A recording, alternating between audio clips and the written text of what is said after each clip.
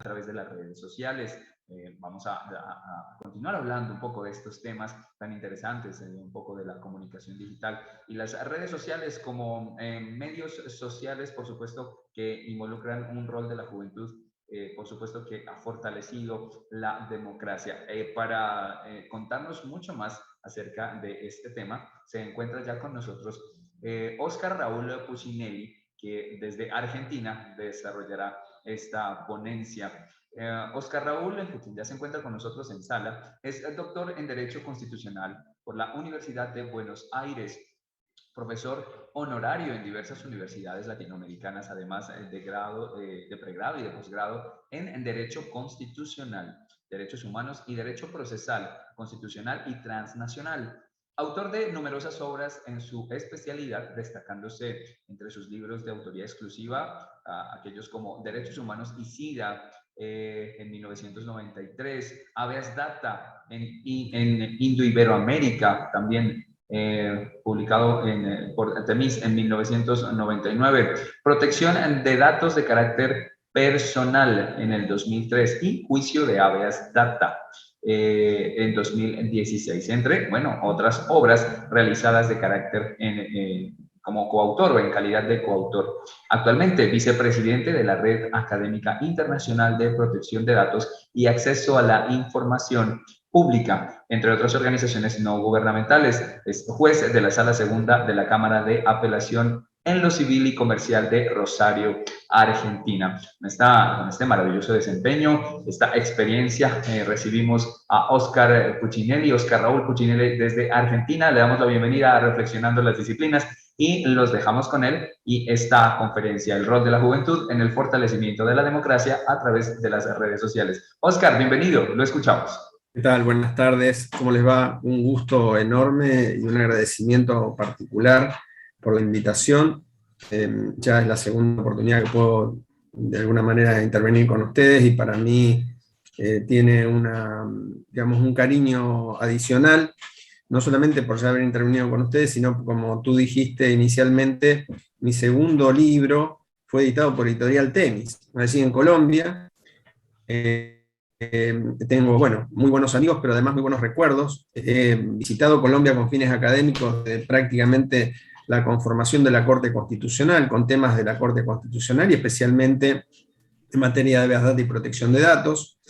Y de hecho, como decías tú, el primer libro en protección de datos se publicó allí, es un estudio latinoamericano o iberoamericano, si se quiere, donde también analizamos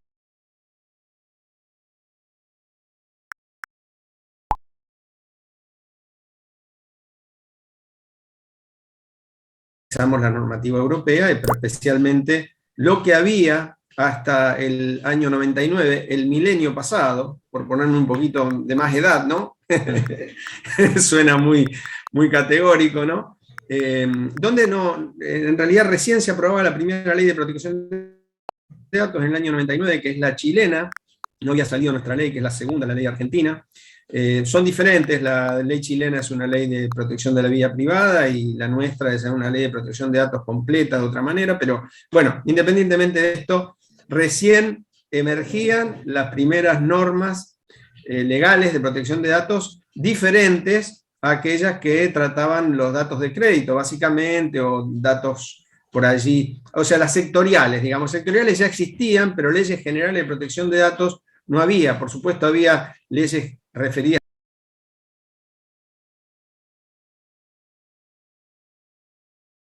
al tratamiento, por ejemplo, de los datos penales, en nuestro caso el Registro Nacional de Reincidencia y Estadística Criminal, etc. Y algunos países ya tenían las de centrales de crédito, por supuesto,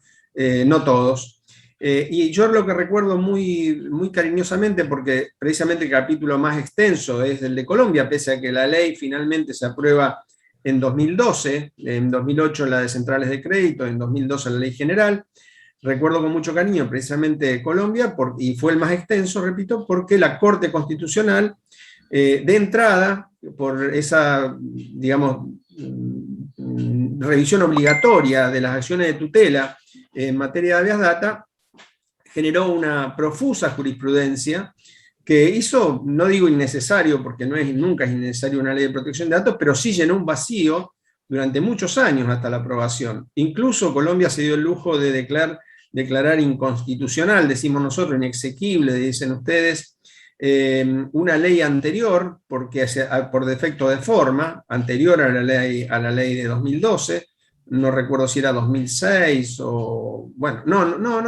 fue en los 90 también, me parece. No tengo exactamente en este momento no, en los 90, sí, en los 90 exactamente, sí, pero no recuerdo el año exactamente. La Corte Constitucional se instala en el 92 y a partir de allí, en los 90, sí, creo que fue en el 96, perdón la digresión. Pero básicamente ya hubo una ley estatutaria que fue inicialmente declarada inconstitucional por cuestiones formales y luego llegamos al 2012 con la ley general. Pero, repito, la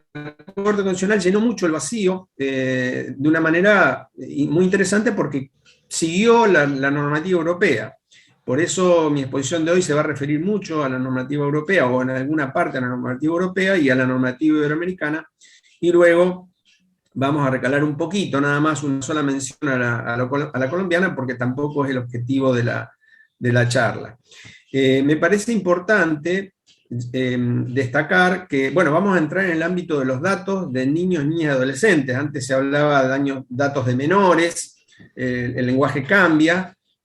o de niños, el lenguaje cambia porque se adapta, obviamente, a la perspectiva de género y a las nuevas corrientes. Y en este punto vamos a hacer algunas menciones a normas internacionales que rigen el tratamiento de datos, porque claro, las redes sociales se nutren fundamentalmente de datos, y de hecho la utilidad de la red social es la difusión de información, la difusión de imágenes, en líneas generales las opiniones, pero las opiniones muchas veces acompañadas de información personal, por supuesto, que involucra también información de terceros. Entonces, hay una serie de reglas que obviamente no las vamos a tratar todas, pero sí a los fines de poder cumplir con el tiempo, voy a mencionar inicialmente y voy a compartir a partir de ahora, si me permite el sistema, voy a compartir la página, a ver, aquí estaríamos con el PowerPoint. Bien, y aquí sería completo, si mal no recuerdo. Creo que ahí ya se ve la presentación o en este momento. Sí, estamos observando la presentación perfectamente. Oscar, adelante por favor con esos aportes. Bienvenido. Bueno, esto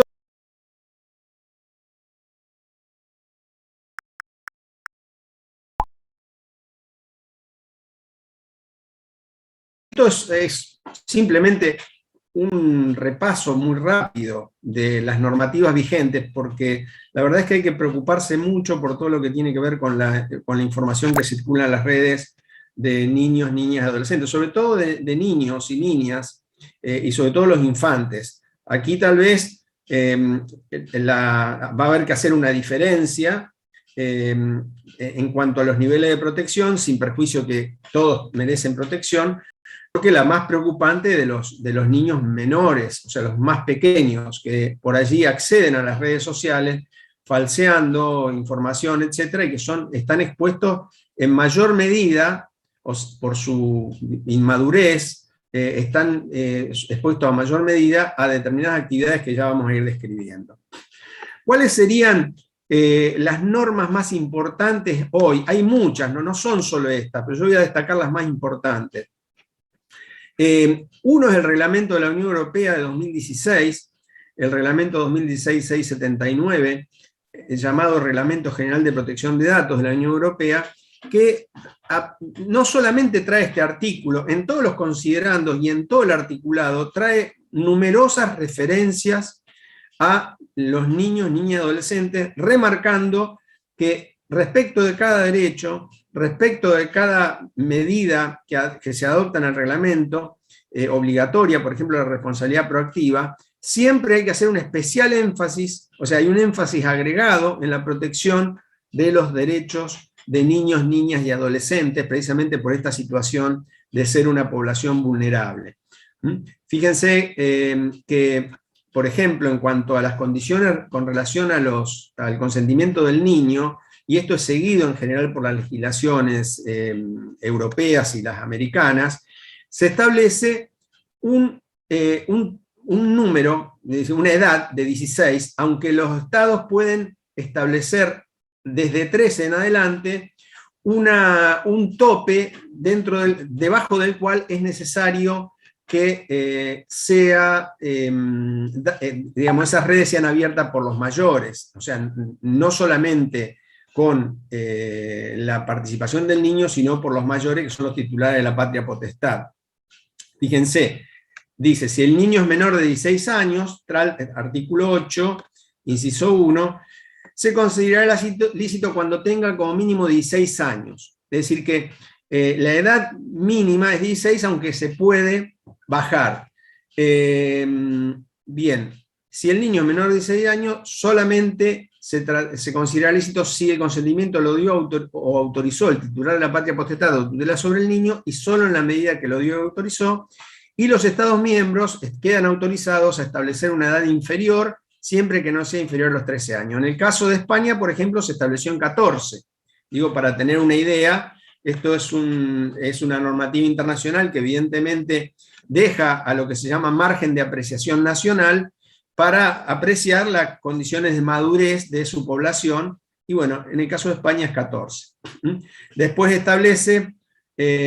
muy importante esto, que el responsable de tratamiento, es decir, aquel que trata los datos personales, tiene que hacer esfuerzos para verificar que el consentimiento fue dado o autorizado por el titular de la patria potestad, teniendo en cuenta la tecnología disponible. Se alude normalmente a que en esos casos se haga una videollamada donde se identifique la persona para poder verificar que efectivamente quien está dando el consentimiento es el titular de la patria potestad o está autorizado. Bien. Después, repito, hay muchas otras normas relativas a los derechos y a los principios que vamos a omitir, pero hay un énfasis muy importante. Antes de la directiva 95, perdón, antes del reglamento, existía la directiva 9546, que de hecho regulaba lo mismo que regula el reglamento, es decir, el tratamiento de datos personales y su libre circulación en la Unión Europea, solamente que la directiva quedó derogada, pero ya había dictámenes. La preocupación empieza a partir de 2000, y especialmente, por supuesto, a partir de la proliferación de las redes sociales. Ya en el marco de la regulación anterior aparece la directiva 9546, dentro de la directiva 9546, el dictamen 5 de 2009 sobre redes sociales en línea, y ahí se alude precisamente en dictámenes, este dictamen del grupo de trabajo de la directiva 9546,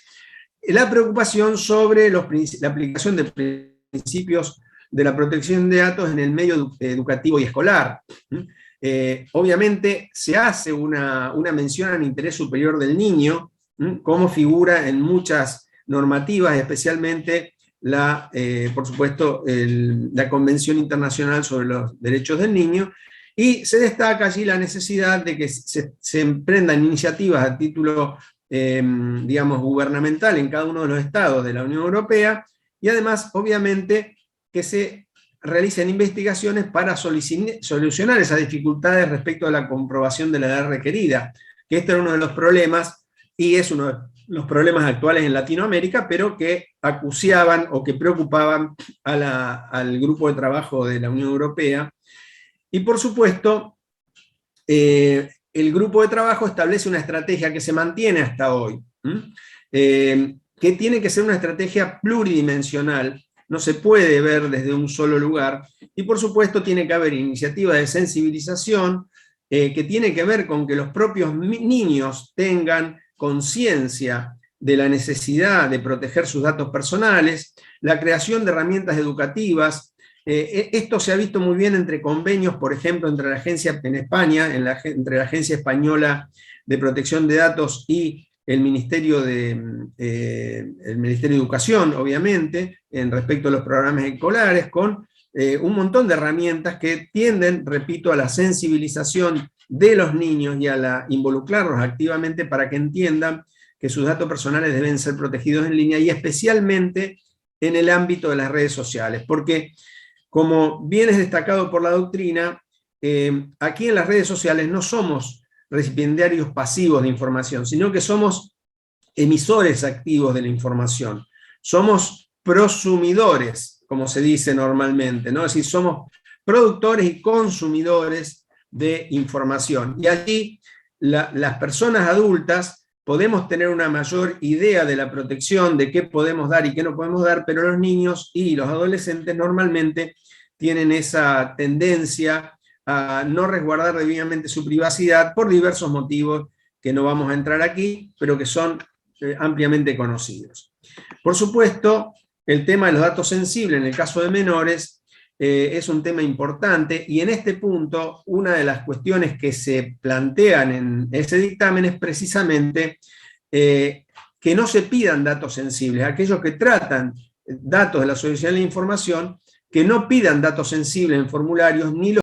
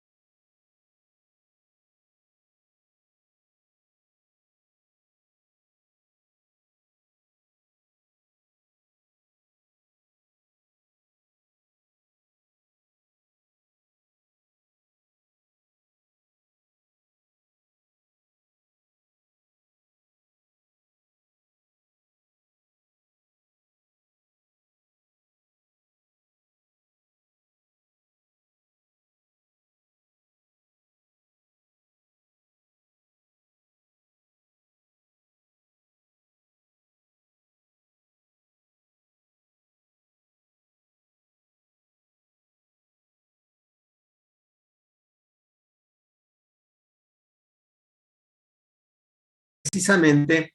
que no se pidan datos sensibles, aquellos que tratan datos de la Sociedad de la Información, que no pidan datos sensibles en formularios ni los comercialicen de manera directamente o de manera, perdón, directa o indirecta, y por supuesto que se tienda a esa separación entre comunidades de adultos y de niños para evitar esa sobreinformación de niños que generalmente tienen algún problema en el sentido de que el consentimiento no es tan pleno, por más que pretenda hacerlo, como puede ser en el caso de los mayores. Esto no quiere decir que no haya que concientizar a los mayores. De hecho, hay muchas personas que no están concientizadas siendo mayores de la necesidad de proteger sus datos, pero obviamente ya es un tema de responsabilidad individual de personas que deberían saberlo, y bueno, se hará una difusión, pero en una menor medida. Es muy importante proteger a los grupos fundamentalmente vulnerables. Por supuesto, todo lo que tiene que ver con la protección de la intimidad, donde también se respeten esos principios de la privacidad por defecto y desde el diseño que están en el reglamento europeo y que están en lo que vamos a ver después aplicable a América Latina, que son los estándares de la Red Iberoamericana de Protección de Datos, son muy importantes y que también aluden a este principio de privacidad por defecto y desde el diseño, que tiene que ser reforzada en el caso de niños, niñas y adolescentes, precisamente porque, como dije antes, hay un menor grado de conciencia del valor de la intimidad en ese caso. Y por supuesto, se promueve que los proveedores de los servicios de la Sociedad de la Información adopten código de buenas conductas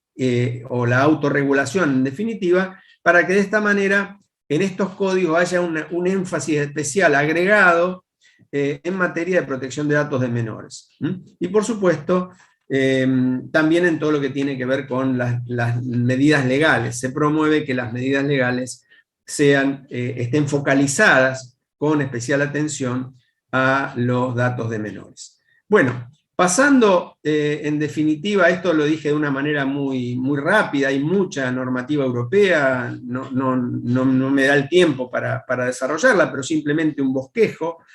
de lo que vino ocurriendo. Y fíjense, también en 2007, 2009, son los años donde hay una eclosión de normativas destinadas a la protección de la sociedad en redes sociales de los menores de edad, llamémoslo niñas, niñas y adolescentes. Hay en 2007 unos documentos del quinto encuentro iberoamericano de protección de datos, donde fíjense la terminología, todavía era así, tratamiento de datos personales de infantes y menores, y tratan los derechos de la infanta en Internet, en la mercadotecnia y en los sistemas de control y vigilancia. Ese es uno de los documentos más primitivos de la Red Iberoamericana de Protección de Datos. Quiero hacer una aclaración que es muy importante para saber de qué estamos hablando. Cuando nosotros hablamos de la Red Iberoamericana de Protección de Datos, es una red que inició en 2003, tuvo su inicio en Guatemala, estaba dirigida en su momento por la Red Iberoamericana de Protección de Datos, que empezó con la integración a través de representantes de los estados que eran, digamos, convocados, no enviados, convocados por la agencia española, y se fueron sumando paulatinamente los órganos de control en materia de protección de datos de Latinoamérica. Y se convirtió paulatinamente, como dije antes, en una red de autoridades de control. Esto es muy importante porque así como actualmente ocurre en el marco del reglamento europeo, ya ocurría antes con el grupo de trabajo de la Directiva 9546 de la Unión Europea, esta red iberoamericana, al tener no está regulada como estaba regulada, como está regulado hoy en el marco del reglamento europeo y antes en el marco de la Directiva 9546 como una instancia, digamos, oficial. Esta red es extraoficial, está formada voluntariamente o sea, no hay una ley, no hay un tratado, no hay ninguna norma que la regule, pero es una red formada voluntariamente por todos los órganos de control de Latinoamérica, sumada a la Agencia Española de Protección de Datos. Esto es muy importante, repito, porque los documentos emanados de la Red Iberoamericana de Protección de Datos son soft law, desde luego, pero tienen la importancia de haber sido aprobados consensuadamente por todas las autoridades de control. Esas autoridades de control han cotejado la compatibilidad de estos estándares con el ordenamiento nacional y en cada caso en particular, con sus leyes de protección de datos. Es decir, que tienen un valor muy importante los documentos de esta red, porque es lo que en definitiva van a aplicar las autoridades de control en sus países, independientemente de que su ley sea vieja o nueva, tenga o no tenga algunos de los derechos contenidos en los estándares, que son de 2017, como vamos a ver después, y que estos repiten de alguna manera los parámetros del reglamento europeo, pero que se vinieron sucediendo las reglas a partir de 2007 en materia, repito, de protección de la minoridad y de los infantes en primer lugar. En 2009 hay un seminario euro-iberoamericano donde también hay una serie de documentos que tratan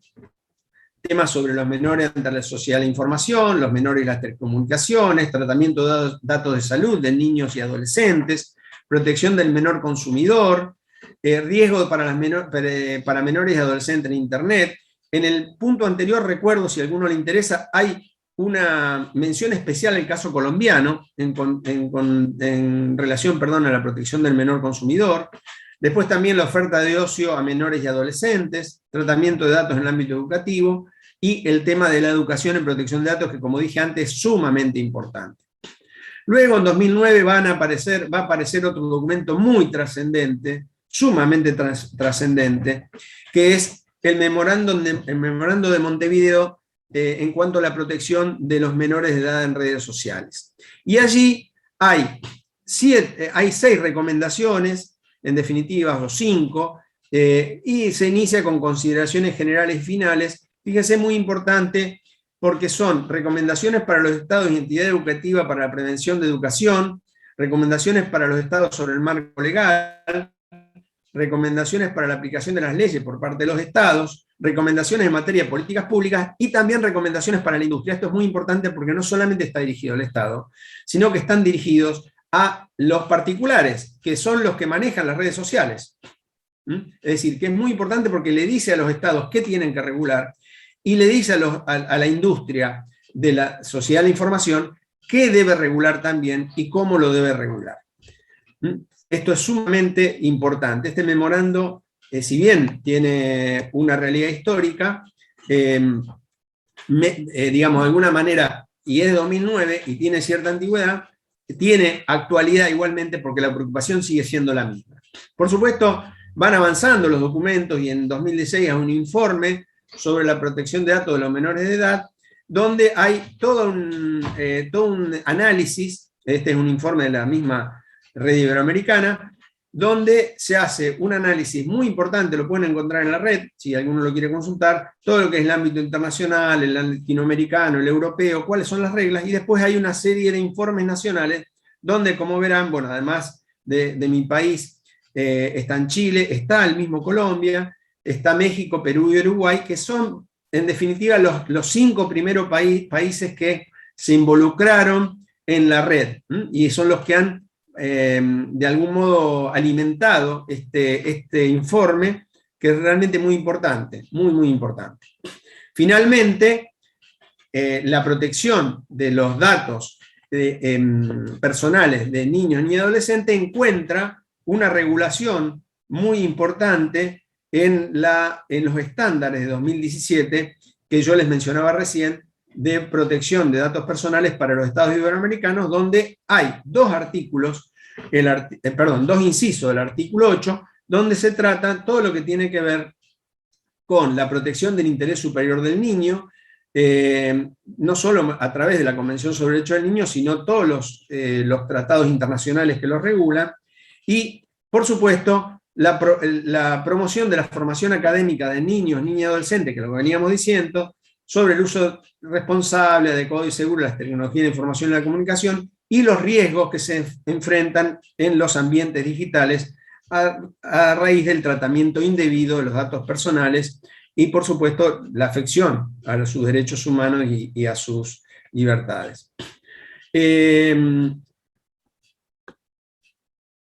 Si pasamos a Colombia, llegamos en la ley de 2012, que es anterior a los estándares. Fíjense que el artículo 7 trata precisamente de los derechos de niños y adolescentes y habla de los derechos prevalentes.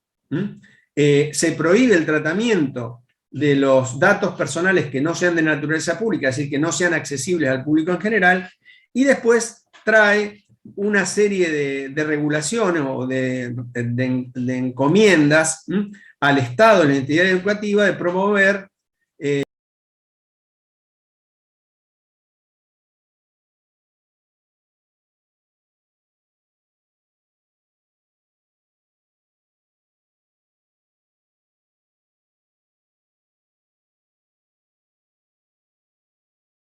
la educación, la información, la capacitación, no solamente de los niños, sino de representantes legales, para todo lo que tiene que ver con el uso responsable, conocer cuál es el tratamiento indebido, cuándo el tratamiento es debido o indebido, y se hace una alusión a la reglamentación necesaria de este artículo. Quiero aclarar lo siguiente, yo traigo, como lo dije antes, en todos los casos traigo un artículo que es el específico, pero en la misma ley hay varias remisiones a la necesidad de proteger especialmente los datos de niños y adolescentes en alguna de las áreas particulares. Esto fue reglamentado parcialmente por el decreto 1377 de 2013 y precisamente el artículo 12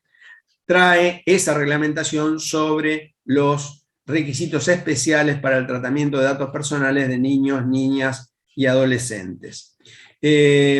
Por supuesto, es un poco más extendido el respeto a los derechos fundamentales, al interés superior, la autorización necesaria para ejercer el derecho a ser escuchado, ser valorada la opinión del niño en todo lo que tiene que ver con la regulación que pueda haber, porque bueno, el derecho a ser escuchado del niño viene en la Convención sobre el Derecho del Niño, y esto no estaba en la ley, y sí está en la reglamentación, está aclarado. Por supuesto, todo lo que tiene que ver con una reglamentación, bueno, además de la reglamentación que puede hacer, que ha hecho el Poder Ejecutivo, y la encomienda a la familia y sociedad, viene después acompañada de la regulación que hace la Delegatura de Protección de Datos, que funciona en el ámbito de la Superintendencia de Industria y Comercio. Y en este punto yo quiero remarcar especialmente la labor que viene desempeñando tanto el Superintendente de Industria y Comercio como el Delegado de Protección de Datos, que es el doctor Remolina Angarita, precisamente, que actualmente, especialmente Colombia, por primera vez, preside la Red Iberoamericana de Protección de Datos. Es decir, que hoy el presidente de la Red Iberoamericana es colombiano, lo cual yo celebro especialmente porque precisamente la Superintendencia de Comercio y la Delegatura han tenido y tienen un prolífico trabajo. Hay numerosos documentos que ustedes pueden acceder por vía web, donde incluso tienen instructivos e informes relativos a los menores de edad y obviamente a niños y a niñas adolescentes. Bueno, también hay otros institutos, la Agencia Española de Protección de Datos, ustedes pueden recurrir, hay muchos informes de su gabinete jurídico, aquí lo estoy trayendo como simplemente como una información del derecho comparado. Muchísimos, acá hay algunos, yo puse, pero hay muchísimos informes que les pueden de alguna manera ayudar a entender algunas cuestiones puntuales o problemas puntuales. Aquí, por ejemplo, respecto a los datos académicos, la publicación en páginas web, el ejercicio del derecho a cancelación, la comunicación de informes médicos y datos de salud, el tema del consentimiento, la cuestión del acceso de los mayores respecto a los datos de menores. Bien, y hay muchas resoluciones de interés sobre contratos de telefonía por menores, aperturas de planes de pensiones, en fin, comunicaciones comerciales, todo lo que tiene que ver con mercadeo. Acá hay, en las normas actuales hay mucha preocupación por el mercadeo o la mercadotecnia, el tema del uso de las imágenes de menores, el no dar información suficiente cuando se usa la imagen de un menor, etcétera. Hay muchísimos, yo acá puse, después les voy a enviar el PowerPoint para que ustedes lo puedan distribuir, pero básicamente hay muchas resoluciones e informes que les van a servir si ustedes acceden a esas páginas para ir tema por tema, viendo de qué manera puede incidir en algún punto la protección de los datos de menores. ¿Cuáles serían las cuestiones fundamentales? En primer lugar, en cuanto a la protección, las cuestiones generales, dado este marco jurídico muy rápido, muy sintético. Tenemos que tener en cuenta, como dije antes, que la información personal es básica para los servicios online. Digamos, el modelo de negocio de los servicios online requiere de información. Por lo tanto, tiende a obtener información de la mayor cantidad de formas posibles. Entonces, seduciendo a que se dé información, precisamente porque con esa información trabajan. Entonces, hay riesgos especiales para los menores, precisamente como dije antes, por la falta de madurez y porque no hay suficiente configuración de privacidad en esos servicios de la información. Como vamos a ver, bueno, lo menciono ahora, en Colombia se ha multado recientemente, precisamente la superintendencia ha multado tanto a TikTok como a Facebook y con sumas bastante elevadas por no respetar los principios generales de protección de datos. Por supuesto, hay que considerar que los menores, como dije antes, tienen una sobreexposición, desconocen el valor de su propiedad, entonces de su privacidad, perdón, y están en formación, por lo tanto hay que darles una protección especial. Por supuesto, algunas cuestiones que podemos mencionar, si bien hay más habilidades que los adultos, que eso es obvio, no por ello disminuyen los riesgos. El comienzo del uso de Internet está en 7 años y bajando, con lo cual nos pone en un panorama muy difícil de regular y de controlar, si no es por parte de los padres, en cuanto al uso por parte de menores. La media del uso intensivo entre 9 y 12 años es de 6 horas diarias en las redes. Más del 90% de menores de 15 años usan las redes sociales. 2 de cada 3 menores tiene perfil propio en redes sociales y 1/3 más de 1. Estas son cuestiones que tenemos que considerar. 9 de cada 10 menores de 14 años dispone de móvil. Yo creo que hoy el que no puede tener un móvil es precisamente por cuestiones económicas, pero es muy raro que los padres nieguen un móvil. Y bueno, aquí tenemos obviamente un análisis de cuáles son las más utilizadas, que lo conocen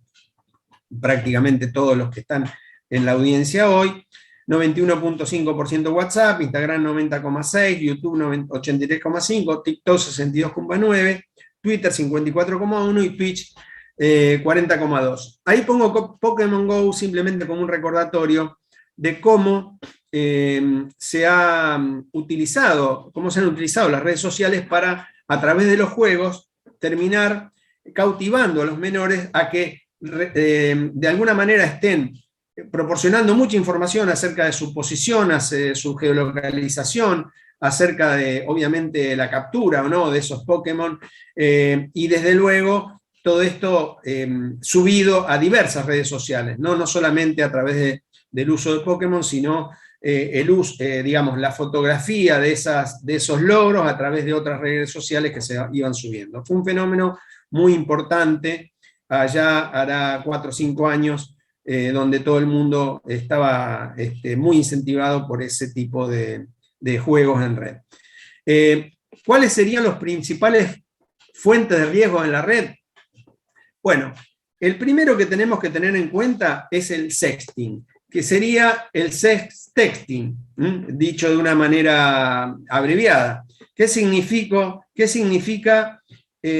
¿Cuál es la característica fundamental del sexting? Bueno, que se recepcionan o transmiten imágenes o videos con contenido sexual explícito en, obviamente, las redes sociales, ya sea con o sin autorización. No es una actividad prohibida. El sexting a veces es consensuado. Son personas que se relacionan y que se mandan por allí imágenes o videos eróticos, que muchas veces son parejas que hacen esto. No hay ningún problema en la medida que eso sea consensuado. El problema es que muchas veces esta actividad puede dar lugar al ciberacoso o puede dar lugar a lo que se llama revenge porn o revancha pornográfica, que ocurre muchas veces, y esto en algunos estados está regulado, está legislado como delito, que ocurre muchas veces cuando la pareja se rompe y uno de la pareja que tenía imágenes íntimas consensuadamente otorgadas, o cedidas o enviadas, lo usa como medio de extorsionar a la pareja anterior o de exponerla públicamente en cuestiones íntimas. Este es uno de los problemas que, repito, el sexting no es una actividad ilícita, pero puede convertirse en una actividad ilícita cuando se desnaturaliza, cuando se trabaja sin el consentimiento. Desde luego, si no tengo tiempo de hablar del consentimiento, pero está muy claro que el consentimiento se termina cuando se termina la pareja. Ese consentimiento dado para la transferencia no significa un consentimiento para la publicación indeterminada de esa hacia terceros. Ni siquiera cuando se está en pareja, pero mucho más cuando se ha terminado la pareja. Obviamente, la otra principal fuente de riesgo es la sextorsión, que es la extorsión sexual, en la cual una persona es inducida o chantajeada para, a través de una imagen que se puede obtener de cualquier manera, por ejemplo, a través de un celular que se dejó esto lo hemos visto mucho, que se dejó a reparar, o alguien que se metió a través, obviamente, de un hackeo y obtuvo imágenes sexuales de una persona, y bueno, que es extorsionada para o bien tener relaciones sexuales con esa persona o con otra, o con finalidades económicas. Si no me paga tal cantidad de dinero, yo estas fotos las publico, o estas imágenes o estos videos las publico.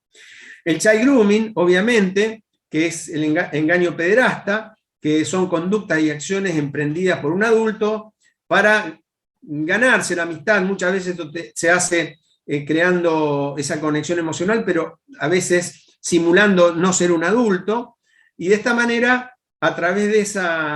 esa introducción, a través de un medio electrónico en la vida de un menor, se puede lograr un abuso sexual de esta persona, que evidentemente puede ser por parte del adulto, o donde se introduce una red de prostitución infantil, o bien a través solamente de la introducción de material pornográfico. Pero todo esto es uno de los riesgos muy importantes que tienen los jóvenes hoy en día. El cyberstalking, que obviamente refiere a la posibilidad de acosar, el acoso a personas con falsas acusaciones, calumnias, difamaciones, donde generalmente hay un acecho que también se hace fuera de línea, y en definitiva lo que se quiere en estos casos es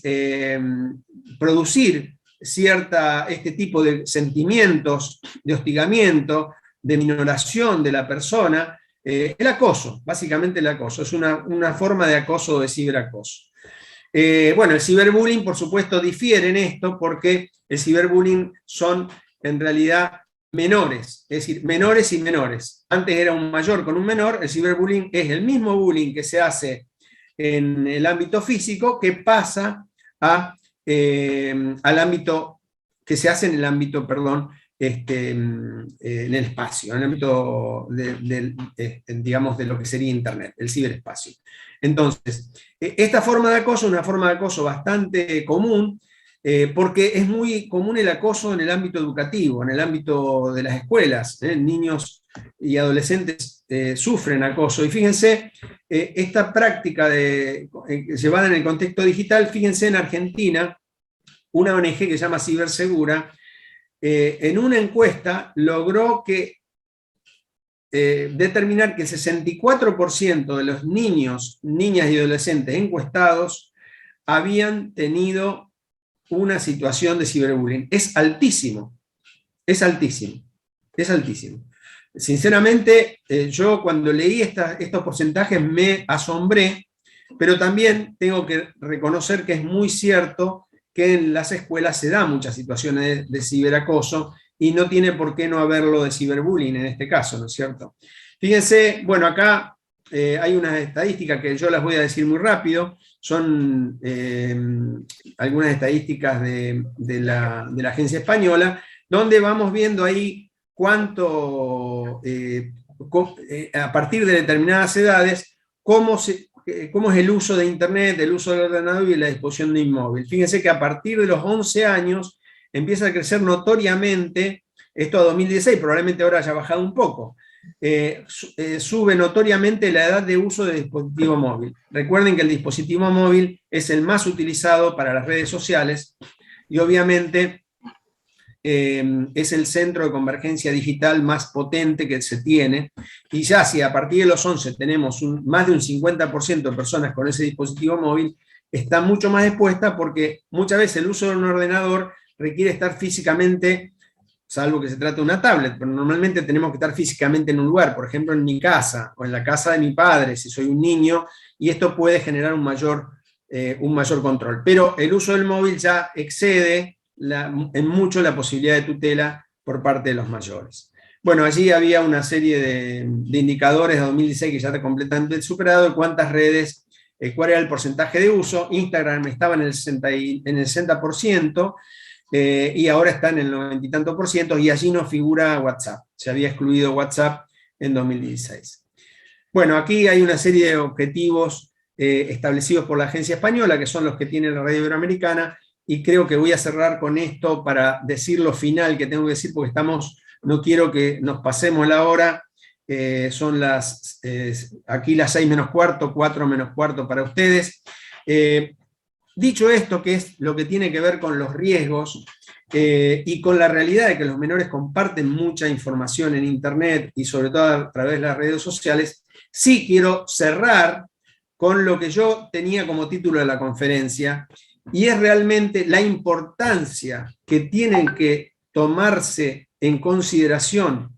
no solamente en las regulaciones, sino especialmente de los menores y especialmente de los adolescentes, en cuanto a el uso, no solamente responsable de las redes sociales, sino en el uso constructivo de la democracia. Nosotros sabemos que hay muchas noticias falsas, las llamadas fake news, hay mucho discurso del odio circulando, está la cultura de cancelación, son temas grandes, enormes, que no voy a tener tiempo de tratar, ni solamente de mencionar. Pero hoy por hoy, la democracia se juega una carta muy grande a través de las redes sociales. Hemos tenido elecciones en Argentina el fin de semana pasado, el día domingo pasado, y hemos visto cómo, y esto lo venimos viendo hace muchos años, especialmente lo hemos visto qué pasó en 2016 con la elección de Trump, qué pasó con el Brexit también en el mismo año en Inglaterra, cómo las redes sociales influenciaron a determinados sectores. Entonces,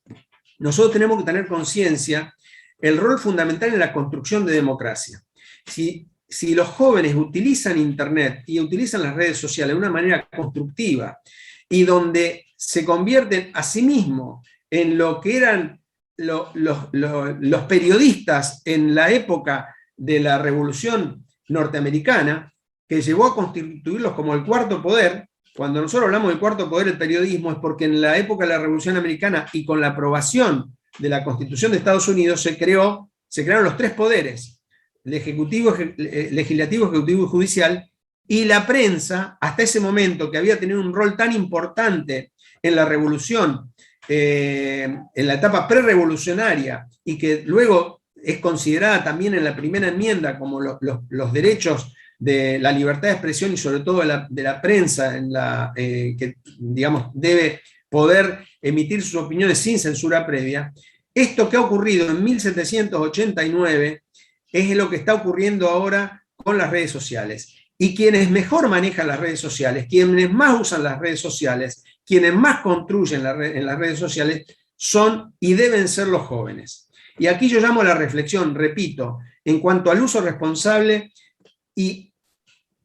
el desplazamiento que se ha dado por los grupos que se forman en las redes sociales de los partidos políticos tradicionales. No es que han desaparecido, pero las redes sociales están construyendo identidad democrática, están construyendo ciudadanía, y es muy importante el rol, repito, que le cabe a los jóvenes. Esto no había sido visto antes. Las redes sociales son prácticamente de 2008, estamos hablando de hace 13 años atrás, y reitero, nosotros necesitamos que haya conciencia, no solamente sobre el uso indebido de las redes sociales y de los límites al Estado y los límites a los particulares, sino que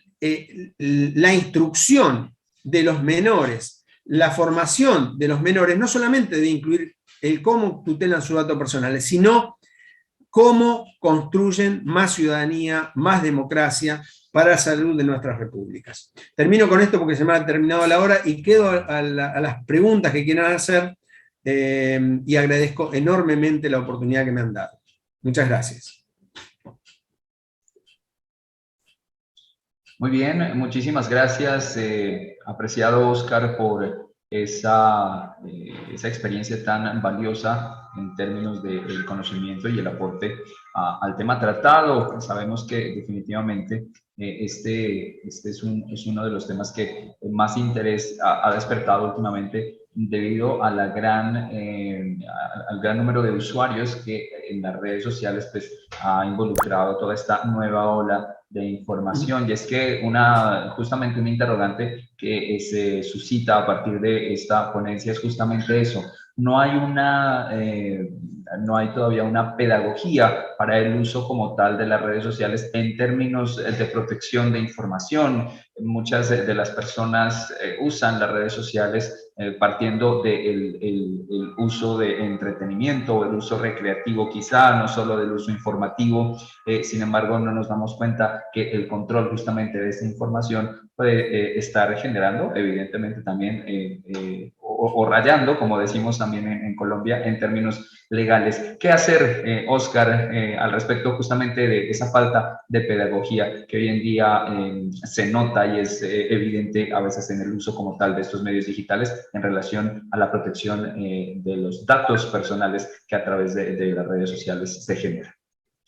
Claro, bueno, acá se aplica lo que veníamos diciendo, educación. El principal problema es educación desde la más tierna infancia. Yo no veo que haya más que la actividad de los órganos de control y poco, esto sí ocurrió en España, pero poco compromiso de